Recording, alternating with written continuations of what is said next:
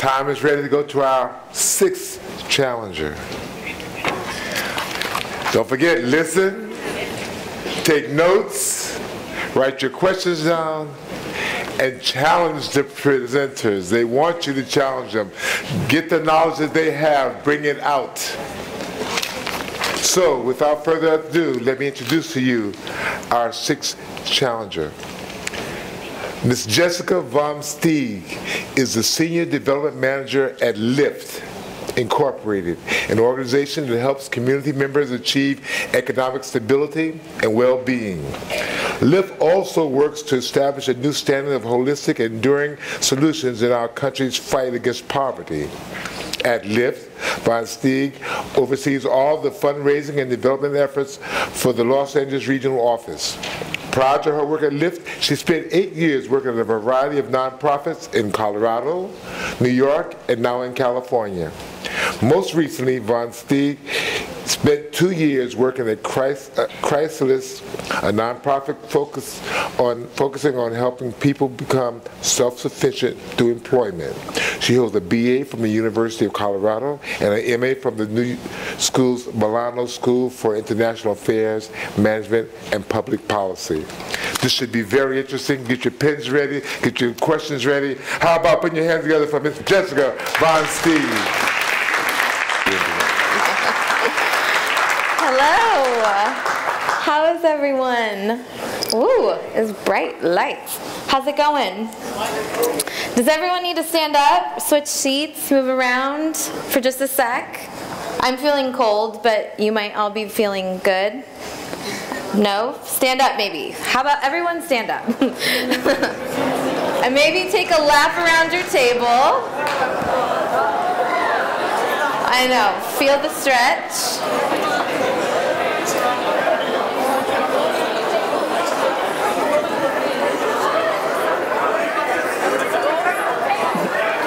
All right, and find your seat, and we will begin. It wouldn't be a LIFT presentation without moving.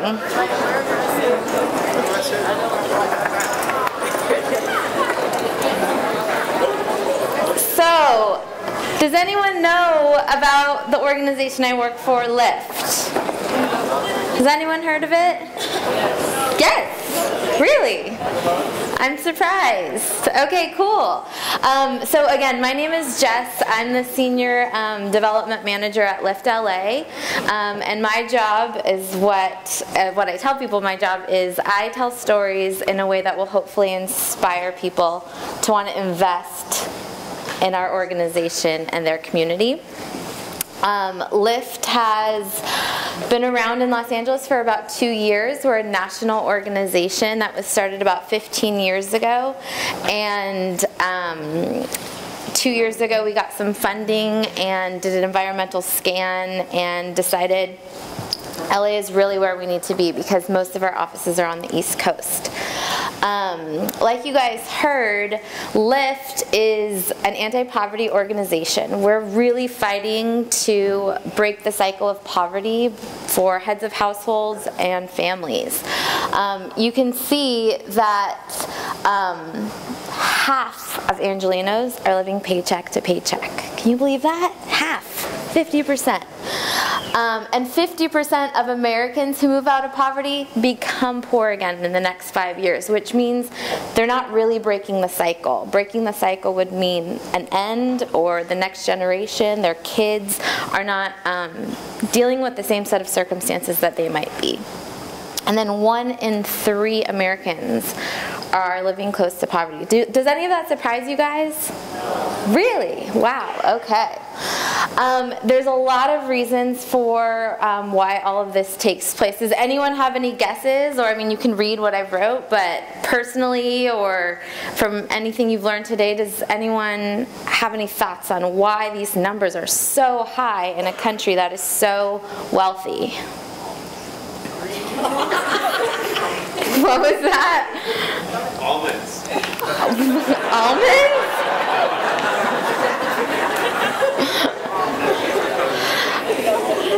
How about this?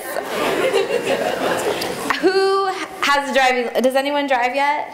Who's been to the DMV? I use this example a lot. Not that the DMV isn't overworked and under-resourced, but how does it feel when you go to the DMV? Long, crowded. It's not pleasant necessarily. It's not efficient, maybe. Take the DMV as a system and multiply that across all the different channels, and that's a huge reason why poverty becomes so complicated. Getting help tends to be that way too. So voila, there's Lyft. And so what we do is we work with our members, about 1,300 members each year, to match them with what we call an advocate. These are people, mostly college-age students, that will be your cheerleader, your resource, your therapist, and their job is to work with you, partner with you one-on-one to help navigate the different complexities of what you're trying to achieve. The number 2 things that our members come in seeking help for, does anyone have any guesses? Number 1 might be? One at a time, or really loud, really fast. Money. But how do you think they want to get money? Job. Yep, that is the number 2 thing that someone comes in seeking. What do you think number 1 is? A home, housing. Do you know how difficult it is to find affordable housing in Los Angeles? It's really, really, really tricky. Our member tends to be a monolingual, Spanish-speaking female head of household who is supporting a family. That's who we see. We are in Pico Union, kind of on the outside of downtown across the 10 freeway from USC. That's our demographic. We have a lot of people that English isn't even their first language. So filling out applications and waiting in lines and maybe not having access to a car or a bus, all these different things, and trying to get help and trying to do the right things becomes super, super, super difficult. And so that's where Lyft again comes in. We match people with an advocate, and we make a goal plan, and we work side by side with them, not for them. They do 50% of the work to secure housing, secure jobs, secure transportation, health care, daycare, you name it. That's what we do. This is our theory of change at Lyft. We believe that it's not just the economic transaction as like getting a job or getting food that's going to really float the boat up. We believe that people also need to build their social network. I say all the time, you know, if I lost my job tomorrow, I have an email list of 500 people and a graduate school education. I could reach out to people and say, does anyone know of anything that I could do? A lot of our members, they don't have that. They don't have a network of any form. They don't have Facebook to connect with and say, who knows of some gig I can pick up?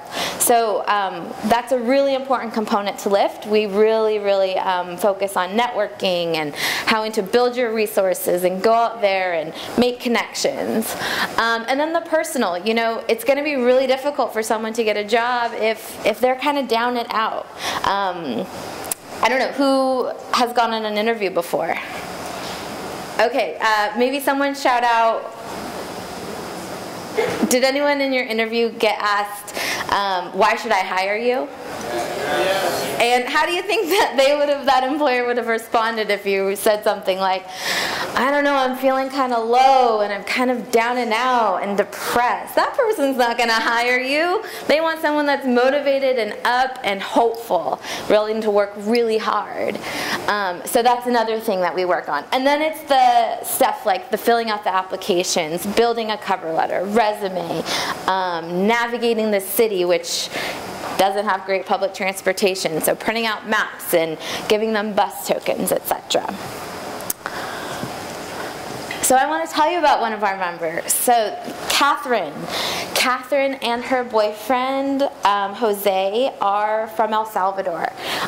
They have a dream of coming to the United States to make a better life for themselves. And hopes of being able to send money back to their family. They had a resource. They had a connection. They had a social network of an aunt that lived here in Los Angeles that they could come and live with. Unfortunately, that aunt took advantage of them. She required all of the money that they earned to go to her, and Catherine was asked to clean and cook. Basically, they were in a situation where they could never get ahead. They could never save enough money to move out on their own, or do what they came here to do. So they made the really difficult choice of leaving, which meant they were going to be homeless. And that meant that they needed to start living in their car. And so can you imagine being a young couple, don't speak English, you're here trying to make it work, you're here trying to be positive, but you're now living in your car. So they came to Lyft, and that's where we started, letting them know that this is going to be challenging, but we can do it. We can do it with you. We're here to help you. What do you need? So we started looking up jobs. We started giving them resources for food, for gas. And it was still really tough because, like I said, housing in Los Angeles is so difficult. So here they are, they're still living in their car, and then Catherine finds out she's gonna have a baby. And it's like, wow, okay, things are still challenging. What are we gonna do, what are we gonna do? So Lyft luckily was able to connect Catherine to another one of our members who is actually hoping someone would rent out a room from them. This other member, through networking, was able to match with Catherine and Jose, and boom, they have a room. But they wanted a deposit. They wanted to make sure that if anything happened, they had a resource to be able to fix it. So we had to come up with $550. Does that sound like a lot of money?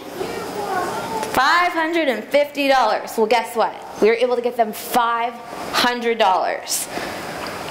Can you guys imagine what it would be like being in a situation where the difference between being homeless and living in your car and living with a roof over your head is $50?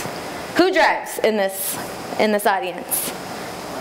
How much does it cost to fill up your tank of gas? 20 bucks? 25 bucks? 50 bucks. So the cost of maybe going out to dinner and a movie, 2 people, about $50. That was the difference between them staying in their car and having a roof over their head. Desperate, right? And we had already done so much. I bring this up because what we're going to talk today is about knowledge, power, and how that makes you have control. How do you guys feel when you are losing it? Tell me how you feel on day 4 of finals, when you're wiped out, you're about to lose it. How does that feel? Overwhelming. Any other words? That was a really good word. Nervous, frustrated, exactly. Yes, it's tough. It is so tough.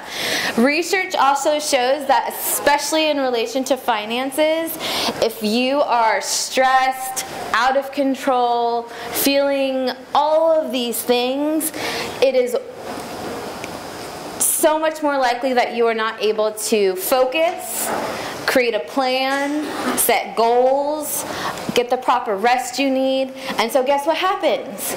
The spiral continues. The snowball continues.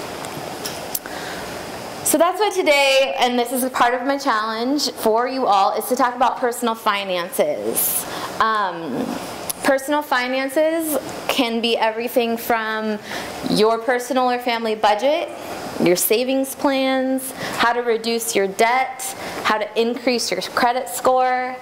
I know you guys are in high school, but has any of this come up for you guys yet? Does anyone kind of work to manage their own money right now, whether you have a job or if you maybe get an allowance or maybe you do that for your own family? Show of hands. Okay, cool. Can you guys believe that none of this is taught in school? You can't believe it? I know, it's so crazy to me. So, nearly half of all of Americans, 44%, lack the savings to withstand a small emergency. That's a lot. Can you guys believe that it's actually more expensive to not save than it is to actually save? And what I mean by that is, what do you do if you don't have enough money and you need it? What can you do? Borrow it. What happens when you borrow money from a bank? The interest. So it's more expensive to be borrowing money than it is to just stock it away, save those acorns for winter. Another statistic is that only 4% of Americans are financially independent when they enter into retirement. 4! That's it. That means that people, A, cannot retire. People cannot retire at the standard of living that they have been accustomed to. That they need to lean on family, friends, and other resources. A whole mess of things.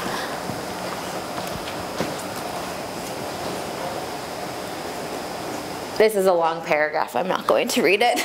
But basically what it says is that Lyft is all about partnerships. Again, like I said, we are in the business of meshing with one another to work side by side so that we can help people on the path of stability in their personal, social, or financial networks.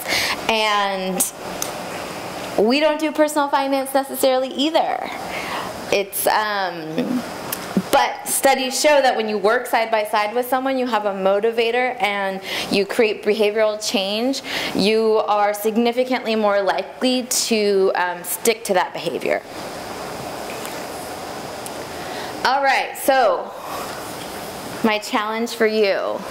Knowledge is power and power is control. I challenge you to create a way for members of the community to gain knowledge and control involving their personal finances.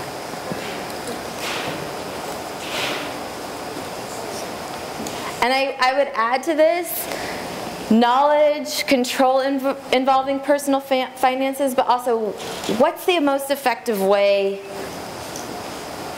to teach this?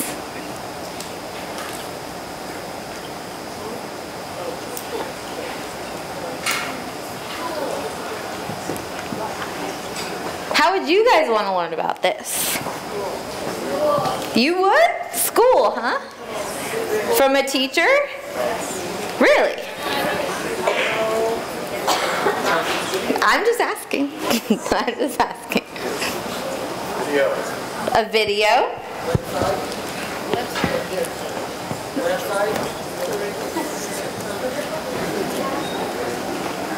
Would it be in English? Would it be in Spanish? What if you're not 16? What if you're 66? And you need to learn about this.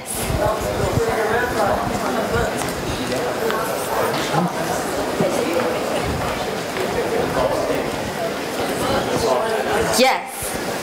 Sorry, I can't see who's saying my name. We have a business management class at our school. Sorry, who's talking? I'm over here. Oh, hi. Yeah, Hi, what's your name? Roman Valentine, Westchester High. Nice to meet you. Yeah, but we actually do have a class, and it's at different levels too. Okay, what do you guys learn in there? Well, I was in there for 2 weeks because what? Okay. 'Cause I wanted to transfer out. I'm sorry. Okay. Remember, 4% of Americans. You might want to re-enroll. Okay, so I took a few weeks of that business management class at our school. Okay, gosh. And they put. It must be riveting. We participate in this stock market game, where it's like a model version of stock market where you're like trading and buying stocks, and it's a competition that's like nationwide, and we participate in that. We also do like vision boards of like possible future careers and how we could get there, and different entrepreneurship opportunities. Cool. I'm so glad that your guys' school does offer it. That's unique and rare, for sure. Does anyone have any questions about how to maybe achieve this in a community that possibly doesn't have a school like yours that is currently teaching it? There's a question. Yes. My name is Charlie. Also, you can create a website where you can put scenarios and type of things like that. Did you say your name was Charlie? Yes. Charlie, what kind of websites have been effective in teaching you? And what do you do if you don't have a computer? What do you do if you don't speak English? What do you do? You can go to a local library. Yes, you can.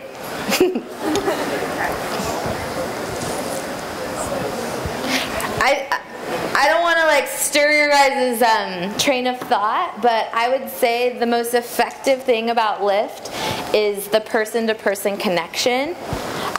So maybe you infuse that into your thinking a bit. Yeah. Question.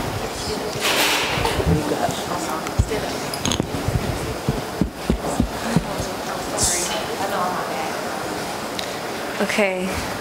Hi, my name is Aza again.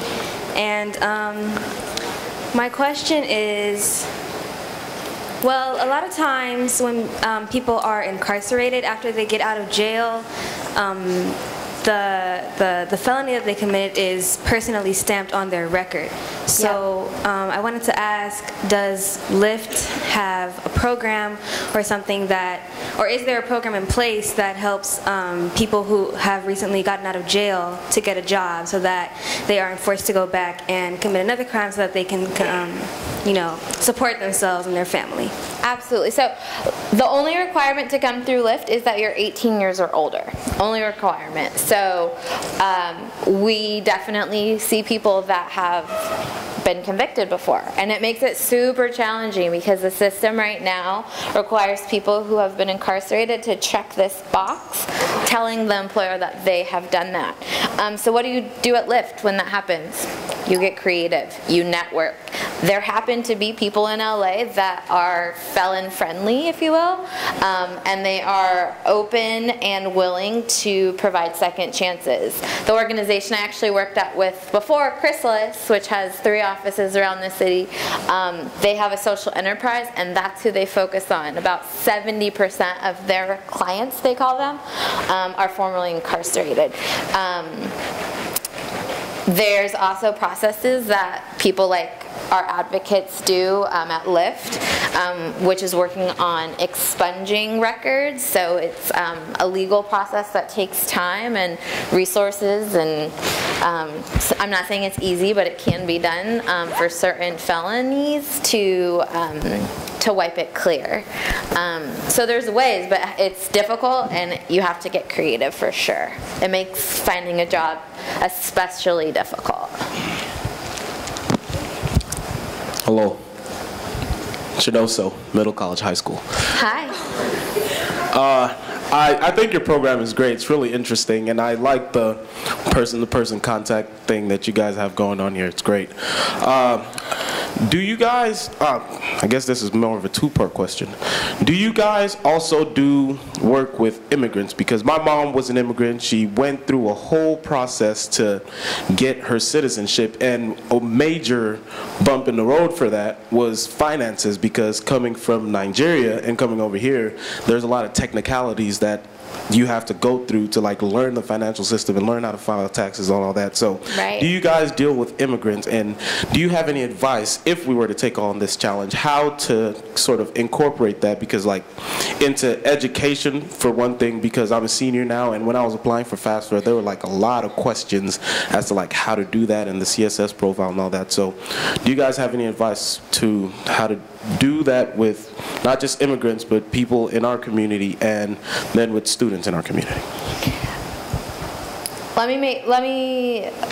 So yes, about 90% of our members are immigrants, because the neighborhood that we work in, as I explained, tends to be that. And so you can imagine they come in and they say, I need a house, I need a job, I need a this, I need a that.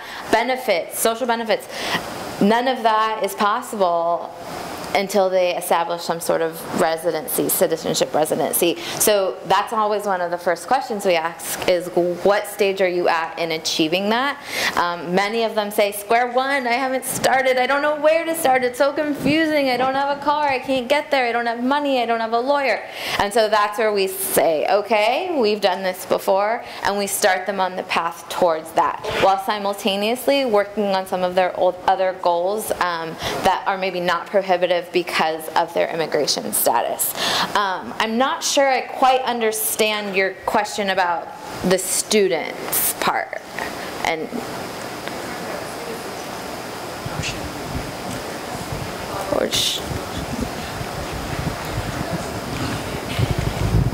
Chinoso, Middle College High School.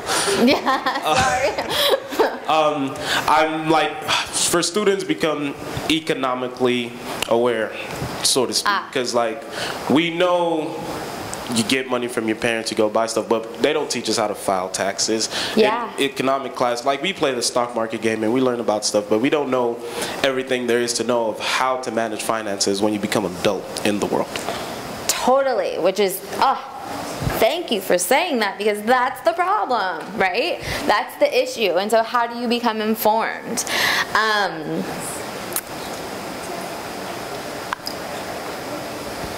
Just like our members, that's where the challenge is. How do you bridge that connection? Who do you seek out and find information from? I would argue that, again, and this is not to knock a website or any of that, but I think that especially around personal finances, where it's helpful to have real life examples with a real life person, being able to cater it to your specific needs, which are going to be different than your needs or your needs, is really helpful. I would argue then that once you learn that information, just like a good restaurant that you're going to go tell 5 friends about, that then you go spread that past that. Also, as a senior in high school, you have different personal finance needs than, say, you're going to have when you're in your 30s or even your 40s. And so learning what you need for now is great, but then having someone to teach you about what you can think about in the future is really important. I'm really lucky.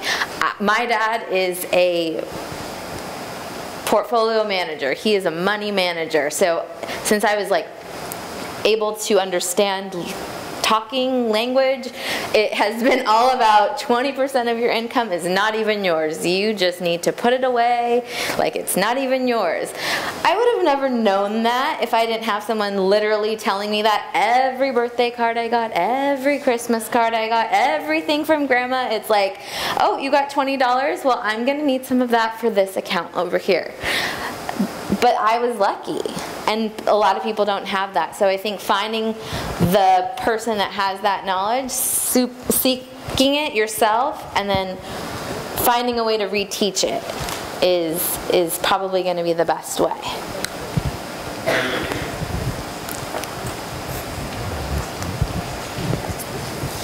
So at Fauché, we actually do have a finance academy, like a whole academy based on finances. Yeah. And what the students learn and get taught is, you know, how to manage money, how to save money, what percentages, you know, you should start saving as, you know, as a student up until like college years, because those are the most critical years, and then to adulthood. Yeah. They actually do learn how to file, you know, the finances, how to save money, how to do taxes even. Yeah. And I've heard it where some students are talking about, you know, how their parents ask them to help them with their taxes, and I've seen it where a little organization in USC actually offers free tax help, and that's all composed of USC students. It's completely free, and it's really helpful for people that don't know how to, you know, manage their taxes or file their taxes, things like that. And most of those people that receive the service are immigrants. And well, my question is, how can we utilize, you know, the power of spreading the word to, you know, to really help the community, to really help people that are in square one, that can't really, that don't know where to start. And so then maybe when they go to lift, if they really do need that much help, they're not in square one, and it's not that much more tricky. Yes. So I'm so jazzed to hear that you guys are actually learning this. Kudos to your amazing schools. That's amazing. I think that that's the challenge, right? How do you take what it is you guys are actually learning and bring that to a broader audience that doesn't necessarily get to walk through the doors of your school and have the opportunity to learn about these issues, take these classes? How do you do that? How do you guys enjoy learning? How do you teach the parents of a generation above you about these things if they never got to go through a school like yours? I think that that is the challenge, figuring out what would work for those groups of people. So I don't know if I can give you the right answer because I think that's part of the challenge. Okay. And thank you so very much. This has been great. See how fast time goes on us. It was so wonderful. It was right here.